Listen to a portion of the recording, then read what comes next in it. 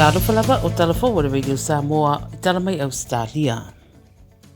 Ua fola le palemia o Ausetalia Scott Morrison o le ato e whaafo I ane tupena tutongi mo talo sanga o visa mo backpackers ma tamaiti a onga whaavau malo e angai mai Ausetalia I se tau mawhainga e whaia se whainga I le to ai titi o tangata whainga renga o lo iai le teminei le tunuu.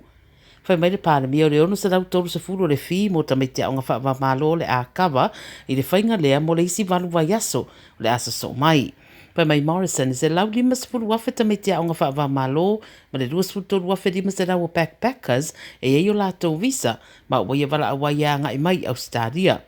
Ta ua le palemia I sana saunoanga pe ona ripotia le 7 News e mana o mai tangata nei Ausetalia e le ngata ina tāwhawhau mai mo tangata tāwhawhau a ia whemaranga I soro fo I le atunu ia ma awai I ngā ruenga I Ausetalia ma whesosoani le vaenga o whatuanga tari ngā malo po le hospitality ma isi fo I vaenga o le tamau ainga o lo whaalangalango tere I tangata whainga ruenga. Mō tamaiti a onga whaavau malo wha mai Morrison, e mana o fo I o mai rātou ia sa auni mo le toi hae o universite, ma awai fo I whaatumuni si o awanoa lo sioti, tangata whainga renga I le teminei e pe ure vaenga o le tausi soi fua, tau singa o tangata mātutua, ia mai si fo I vaenga whaapea o le amatoa I fisoso ani tere ai. O le atu ina fo I le malo se vaenga atu pe 3 miliona I le Tourism Australia, e whai ai se marketing campaign e taula I saolava I tangata tā whau mai I le tunuu matamaiti a onga. I whai numero o tangata a fia le COVID se furuiwa I Ausetalia, wha maria mai le so mo New South Wales o atu le toru se fururu afe, lua se lauiwa se furufitu tangata wa a fia le wha mai I tono le lua sfurfai tu rata ruai, ma tangata e toru se fururu o maririu. I vito wia wa wha mawina se furuwaru tangata maririu, ma le lua se furu wafe fitu se la wono se furu wiwa o tangata a fia le wha mai I tono le lua sfurfai tu rata ruai. O whaero mai fo I whaapotonga o soifua mararoina le nararangi le WHO e le taitai lava o na mai ale pandemic a o whaao wai peo na pepesi le Omicron variant I le rarorangi atoa. O whautua mai le whaatono le WHO, Dr. Tedros, o le aiei fo I nisi variants fo o le virusi o no aria e mai, ma ua popole fo I a fianga I le au nanga tau le soifua mararoina. I le Northern Territory, Ausetalia nei o whaamawina isi cases e whaafe se rau whaase fururua, o Queensland se furu tasi tangata maririu, ma le se furu iwa afe, iwa se rau tōrus fururua o tangata a fia le COVID I le rua se furu whai tūla taluai.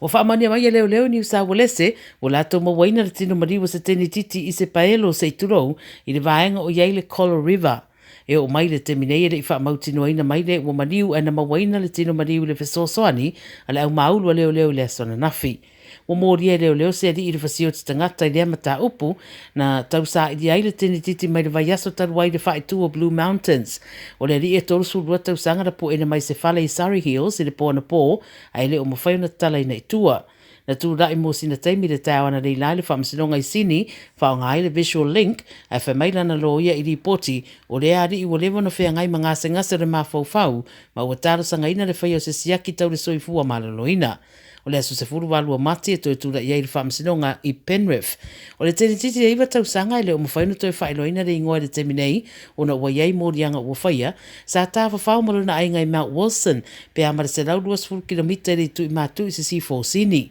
O le tinao le teni titi wha mai reo, o lo ilalo nei o wa inga wha fō mai, ma o le awhasiringia reo, pe a kiria mai e fō mai. O le ale toi whaanofo e seani tangata ua mai ona whaia umatui pui e whai malanga mai whaavau malo I Queensland. O le aoli nei ua whaamanino mai e le Premier o le Stete Anastasia Palaszczuk o tangata malanga mai whaavau malo I Queensland ua mai ona whaia umatui pui o le a amata whaatanga I le Stete mai le tau le tasi le wawao la stona I lua o le masina le nei ma o le ale toi whaanofo e sea. Ta ua le Premier, ua awanoa nei tangata ia ua whaia tui pui e malanga mai. Paule me mana o mio se wha maoninga o le Rapid Antigen Test sa whaia I te tono le 2 tūlau le I taunu mai.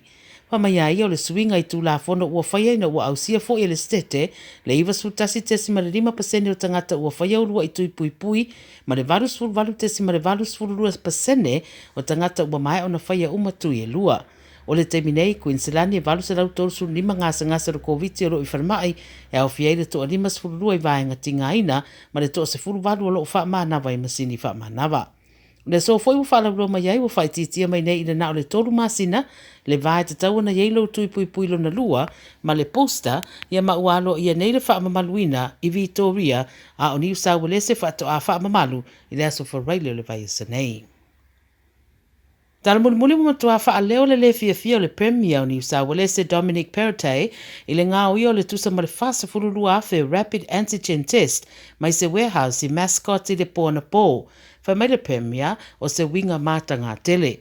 Ta ua le premier ua mawhai nei ona whaia appointments a tangata I le fasa fulu no fuanga mo le whaia o tui pui wha o popo I tonu le stete. O lo tu mau peona una ia le premier le whaia o booster shots a I lato wanga waa. Ua tu ina mai se lapta I ngā Perrottet ia I lato na ngā o ia le fasa fulu lua afe o tui. O le a maua lava lato e leo. Ai leo toi pose lilo I le tau sa I dia tangata o I tu ai ngā test ia e wha pupu o le rat ma ua wha ailua mai e taunu mai le isi uta se 5 miliona o ia I tu ai ngā test I le vai aso fou mo New South Wales. Tala nā le radio Samoa mo le nei fo iaso.